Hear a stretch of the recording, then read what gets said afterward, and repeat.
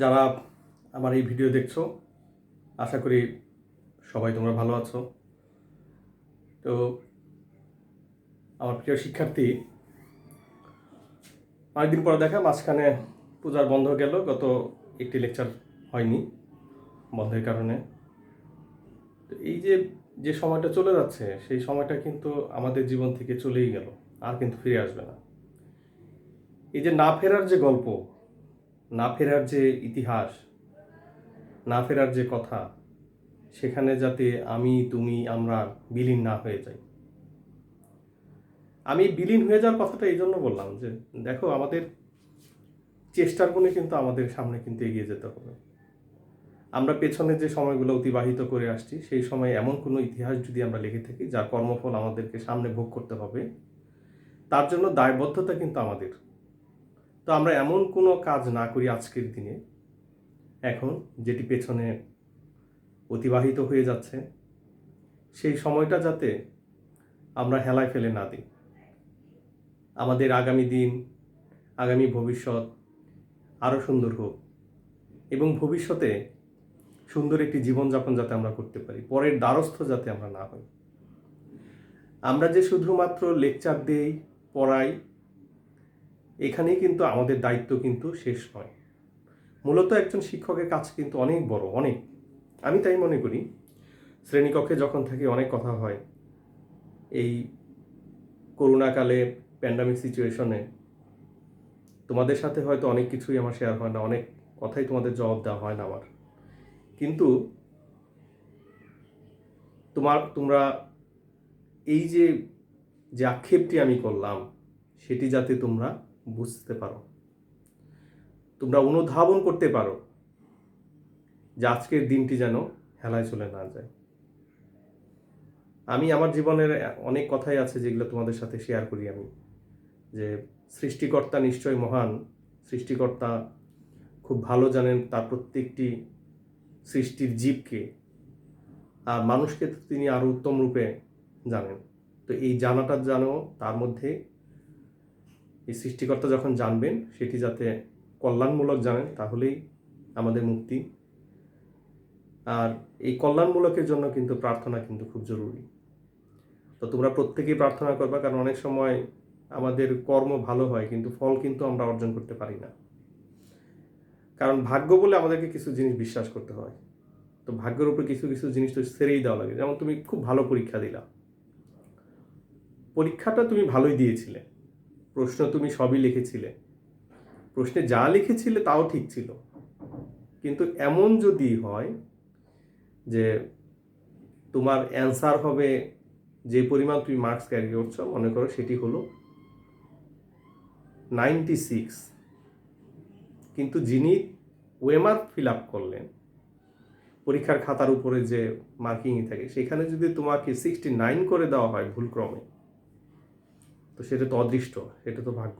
এইরকম দুর্ভাগ্যের যাতে তুমি শিকার না হও, এই জন্য প্রার্থনা কিন্তু খুব জরুরি।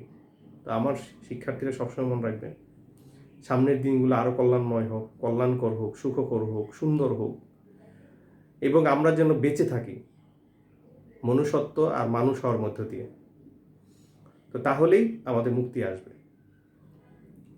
তো সবসময় বা মাঝে মাঝেই তোমাদেরকে স্মরণ করে দিই যে জ্ঞান যেখানে সীমাবদ্ধ, বুদ্ধি যেখানে আড়ষ্ট, মুক্তি সেখানে অসম্ভব।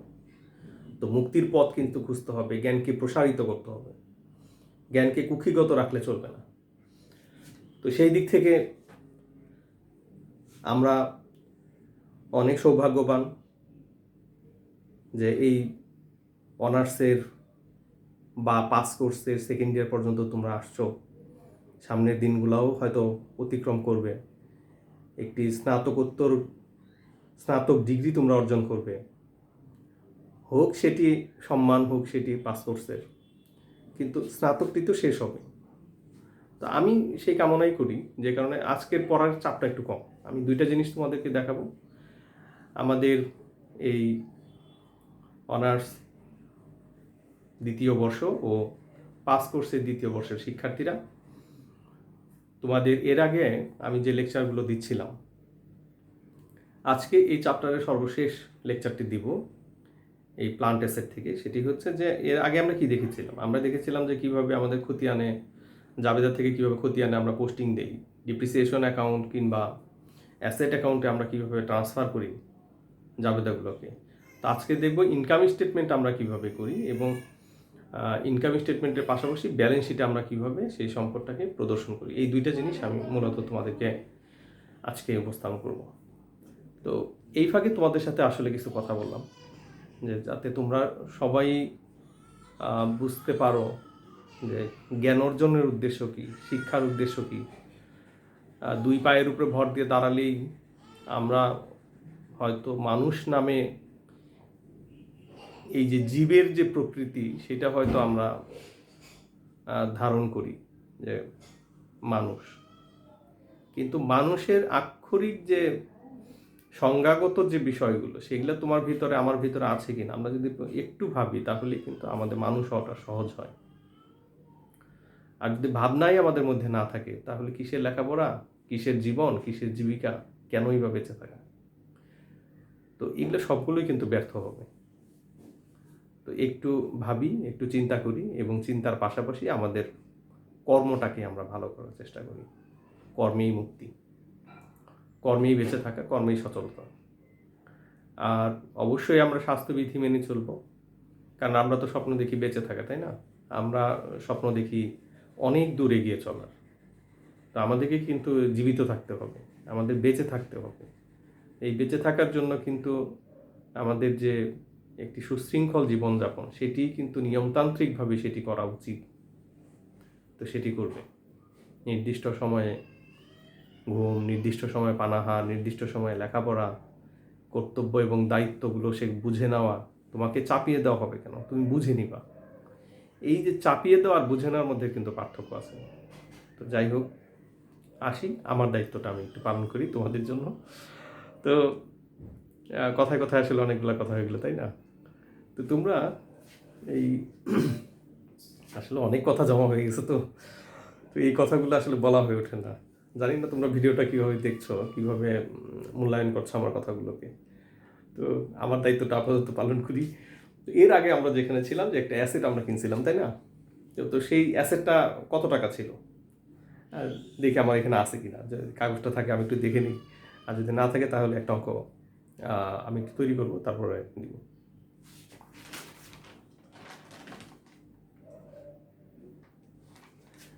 হ্যাঁ দেখো, আমার এখানে আছে, কাগজটা ফেলে দিইনি।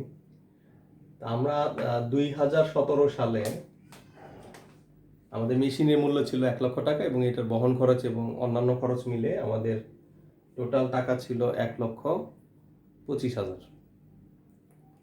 তো এই যে 1,25,000 তার মধ্যে থেকে আমরা ধরে নিয়েছিলাম যে মেশিনটা 10 বছর টিকবে এবং 25,000 টাকা তার ভগ্নাবশেষ মূল্য। মেশিনটা 2017 সালে জানুয়ারি 1 তারিখে ক্রয় করা হয়েছিল। এরপরে আমরা 2 বছর বা 3 বছর অবচয় ধার্য করেছিলাম। আপাতত যাই হোক, আমি 2017 এবং 2018 কাজগুলো একটু দেখে নিই যে ইনকাম স্টেটমেন্ট যদি করতে হয় আসলে ইনকাম স্টেটমেন্টে কতটুকু আমরা এই প্রেজেন্টেশন করব। তো ঠিক আছে, তোমাদের যদি খেয়াল থাকে জাস্ট একটা লেকচার আগে, অর্থাৎ এই লেকচারের 2টা লেকচার পূর্বে, 2টা লেকচার আগে আর কি, সহজ কথা। তো সেটা একটু দেখে নিলেই দেখবা যে যেখানে আমরা জার্নাল দিয়েছিলাম এবং এরপর আমরা খতিয়ান করেছিলাম। তো আজকে যদি ইনকাম স্টেটমেন্ট এবং ব্যালেন্স শিটটা যদি আমরা একটু দেখি তাহলেই মনে হয় আমাদের জন্য সহজ হয়ে যাবে। তো যাই হোক, ইনকাম স্টেটমেন্টটা যখন আমরা করবো, ইনকাম স্টেটমেন্টটা মূলত একটি জিনিস খেয়াল রাখবা যে এর আগেও যেহেতু তোমরা এই অনার্স ফার্স্ট ইয়ার বা ডিগ্রি ফার্স্ট ইয়ার তোমরা পাস করেছ, তোমরা সেখানে প্রমোটেড হয়েই কিন্তু সেকেন্ড ইয়ারে অবতীর্ণ হয়েছ। তো এই যে দ্বিতীয় বর্ষে যখন আসছো তাহলে আমি ধরে নিতে পারি যে তোমরা ইনকাম স্টেটমেন্ট, ব্যালেন্স শিট কিংবা ফিনান্সিয়াল স্টেটমেন্ট প্রস্তুত করে আসছো। তো ফিনান্সিয়াল স্টেটমেন্টের মধ্যে আমাদের যে ইনকাম স্টেটমেন্টটা থাকে সেখানে আমরা কি করেছিলাম, ডিপ্রিসিয়েশনটা কিভাবে প্রদর্শন করেছিলাম, তোমাদের কিন্তু ওইটুকুই কাজই করতে হবে। এই যে যেটি বলছিলাম যে শুধুমাত্র ডিপ্রিসিয়েশন এক্সপেন্সটাকে ইনকাম স্টেটমেন্টে প্রেজেন্টেশনই তোমার মূল দায়িত্ব। বছর বছর যে পরিমাণ ডিপ্রিসিয়েশন হয়েছিল সেই ডিপ্রিসিয়েশনটাকে তুমি ইনকাম স্টেটমেন্টে প্রেজেন্টেশন করবে, এটাই তোমার কাজ। এখন কথা হচ্ছে যে যদি ভিন্ন ভিন্ন বছর যদি আসে, যেমন ধরো 2017 আসলো, 18 আসলো, তো সেই ক্ষেত্রে আমার আসলে পছন্দ, ব্যক্তিগত পছন্দ যেটা, বইয়ের মধ্যে হয়তো প্রেজেন্টেশন তোমরা একটু ভিন্নভাবে দেখতে পারো। তো সেটা হচ্ছে যে যখন তুমি ইনকাম স্টেটমেন্টের ঘরটা আঁকবে, যে ধরো 2017 সালের জন্য একটি, 2018 সালের জন্য একটি। আবার অনেক সময় আমরা দেখেছি 2017-18 একটা ঘরের মধ্যে অঙ্কন করে তার মধ্যেই অন্তর্ভুক্ত করে রেখে দিয়েছে। তো যাই হোক, এটা আমার আসলে ব্যক্তিগতভাবে পছন্দ না, কারণ ইনকাম স্টেটমেন্টটা হচ্ছে বছর বছর করা হয়, প্রত্যেক বছর বা প্রত্যেক ফিনান্সিয়াল ইয়ারের পরে সেটি করা হয়। তো প্রতি বছরই কিন্তু আলাদা আলাদা হয়, কারণ আমরা উপরের দিকে যখন হেডে আমরা কি লিখি, ইনকাম স্টেটমেন্টের হেডে অবশ্যই আমরা লিখি, বাংলায় যদি বলি যে কোন একটা প্রতিষ্ঠান, তারপরে থাকে হচ্ছে যে আয় বিবরণী, তারপরে আমরা লিখি যে 31শে ডিসেম্বর, ধরে নিলাম যে 31শে ডিসেম্বর ক্লোজিং কোনো একটা ফিনান্সিয়াল ইয়ারের। তো 31শে ডিসেম্বর 31শে ডিসেম্বর তারিখে সমাপ্ত বছরে এই সমস্ত কথাবার্তা কিন্তু আমরা লিখি। তো সমাপ্ত বছরটা কত, আমরা যদি 2017 সাল যদি ধরে নিই, তাহলে নিশ্চয়ই লিখবো 31শে ডিসেম্বর 2017 সালে সমাপ্ত বছরের জন্য। আর ইংরেজিতে যখন আমরা লিখি তখন লিখি 31 December 2017 at the year ended. তো এইরকম কথাবার্তা কিন্তু এই যে তাহলে 2018 কিন্তু আলাদা করে লিখতে হবে। তো এই কারণে আসলে আমার পছন্দ যে তোমরা যদি একটু আলাদা আলাদাভাবে প্রেজেন্টেশন করে দাও, তাহলে দেখতে খারাপ লাগে না, সেটা ভালো লাগে এবং পরিচ্ছন্ন হয়। আরেকটা হচ্ছে যে একসাথে জাস্ট একটা ঘর কেটে দিয়ে আলাদা করে দেখায় দেওয়া, এইটা তোমার মানে আমি মনে করি যে সেটা তোমার ব্যক্তিগত বিষয়, যে তুমি সেটা প্রেজেন্টেশন এইভাবে করবা কিনা, কিন্তু আমার কাছে আসলে সেটা পছন্দ নয়। একই রকম ব্যালেন্স শিটের কাজও কিন্তু আমরা সেভাবে কিন্তু মানে দেখাতে চাই। একটি হচ্ছে অ্যাকুমুলেটেড ডিপ্রিসিয়েশন যদি থাকে, অ্যাকুমুলেটেড ডিপ্রিসিয়েশনটা আমরা বাদ দিই, অথবা যদি অ্যাকুমুলেটেড ডিপ্রিসিয়েশন না হয়ে যদি আমরা বছর বছর অবশ্যই বাদ দিয়ে দেখাইছি, সেটা কিন্তু অঙ্কের উপর নির্ভর করবে যে আমরা কীভাবে সেটা বাদ দিব। যেহেতু আমি সম্পত্তি থেকে বাদ দেওয়া পদ্ধতি অনুসরণ করেছি, এই কারণে দেখি এখানে কোনটা করেছিলাম, হ্যাঁ আমি মেশিন অ্যাকাউন্টকে ক্রেডিট করছিলাম। তো মেশিন অ্যাকাউন্টকে যেহেতু আমি ক্রেডিট করেছি, তার মানে প্রত্যেক বছর আমি অবচয় বাদ দিয়ে হিসাব করেছি। তো ঠিক আছে, আসি, এতক্ষণ যা বললাম সেটাকে আমরা একটু প্রেজেন্টেশন নিয়ে যাই। তো প্রথমে আসি ইনকাম স্টেটমেন্ট।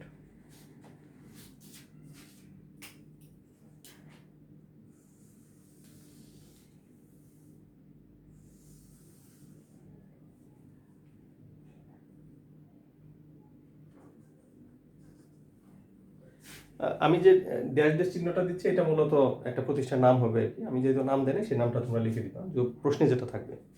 এরপরে আমরা লিখছি ইনকাম স্টেটমেন্ট।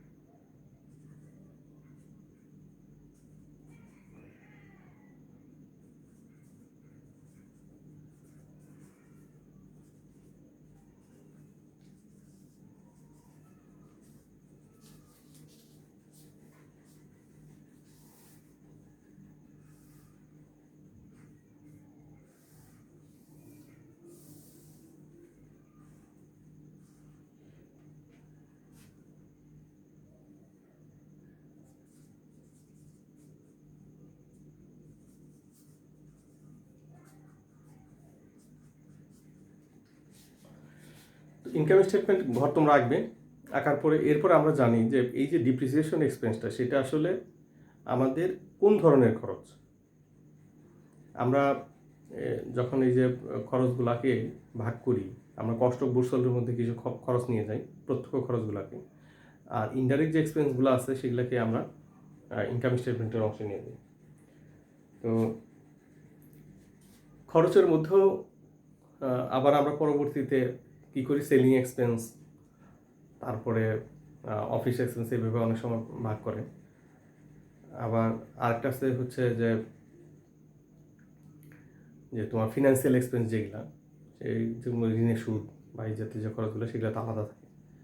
তো আমরা শুধুমাত্র এখানে তোমার যে কাজটা সেটা হলো ওই বছরের খরচটাকে তুমি শুধু প্রেজেন্টেশন করবে। এখানে কিন্তু কোনো ব্যালেন্স টানার কোনো বিষয় না, কোনো কিছুই না। যেহেতু তুমি পুরা বা সম্পূর্ণ রেয়ামিলটাও তুমি জানো না, যে ট্রায়াল ব্যালেন্সটা তুমি জানো, অথবা সম্পূর্ণ ইনকাম স্টেটমেন্ট করতে দিয়েছে তা কিন্তু না। শুধুমাত্র ওই বছরের ওই সম্পদের ডিপ্রিসিয়েশন এক্সপেন্সটা প্রেজেন্টেশন করাই হচ্ছে এখানে মুখ্য উদ্দেশ্য। কোনো রকম ক্লোজ করবা না, টাকাটা জাস্ট বসায় দাও, আর কিছু না।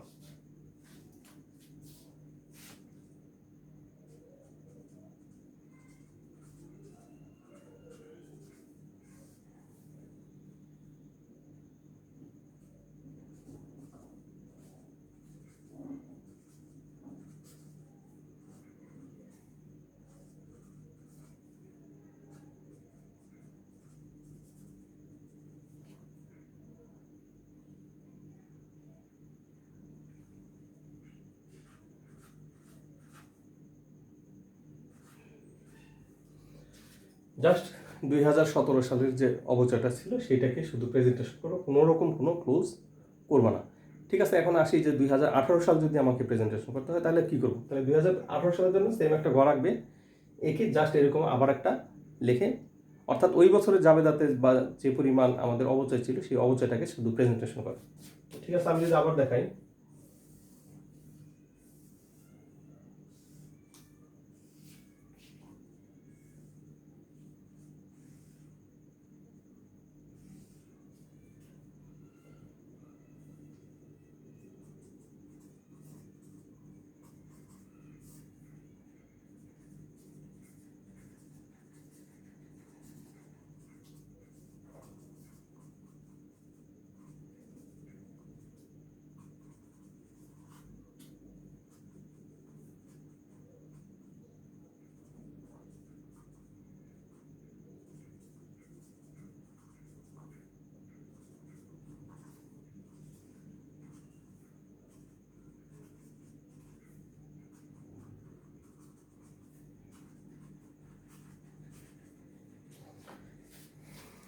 সেম দেখো এখানে আবারও জাস্ট এখানে যা যা লিখছি অর্থাৎ ওই রকমই আবার একটা হেড দিবে, হেড দিয়ে যে টাকাটা অবচয় হলো সেটা শুধু প্রেজেন্টেশন করা।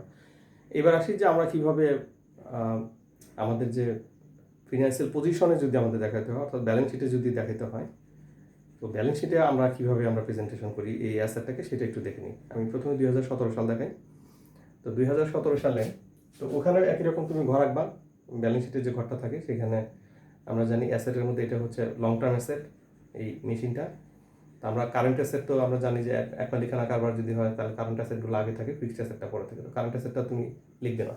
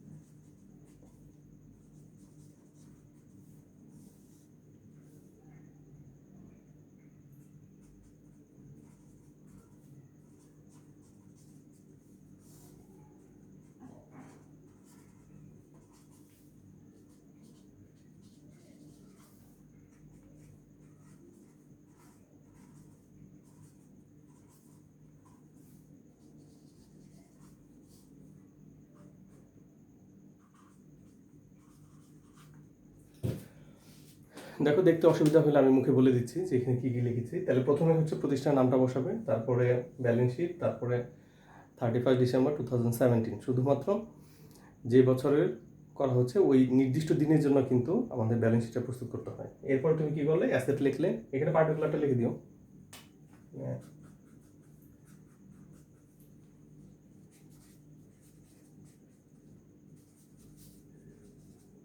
পার্টিকুলার, বা এখানে অ্যাকাউন্টস টাইটেল দিলে অসুবিধা নেই, ডিসক্রিপশন বা এরকম। তাহলে কারেন্ট অ্যাসেট আমাদের নাই, এই কারণে আমি কিছু লিখলাম না। ফিক্সড অ্যাসেট, তার মধ্যে মেশিনের মূল্য কত ছিল আমাদের, যাবে 1,25,000 টাকা ছিল, মাইনাস কারেন্ট ইয়ার ডিপ্রিসিয়েশন, অর্থাৎ যে ডিপ্রিসিয়েশনটা আমরা ধার্য করেছি 10,000 টাকা, তো সেটা বাদ দিলে একদম ইনারে যদি আমরা বাদ দিই তাহলে তারপরের কলামে টাকাটা 1,15,000 টাকা স্থানান্তর করবে। এবার আসলে যে 2018 সাল যদি আমাকে করতে হয় তাহলে কি কাজ করবো? তো 2018 সালে একটি জিনিস খেয়াল করবে, এখানকার যে ব্যালেন্সটা আছে এইটা নিয়ে কিন্তু ট্রান্সফার করতে হবে, যে এই যে 1,15,000 টাকা যেটা, সেটা তুমি ট্রান্সফার করবে।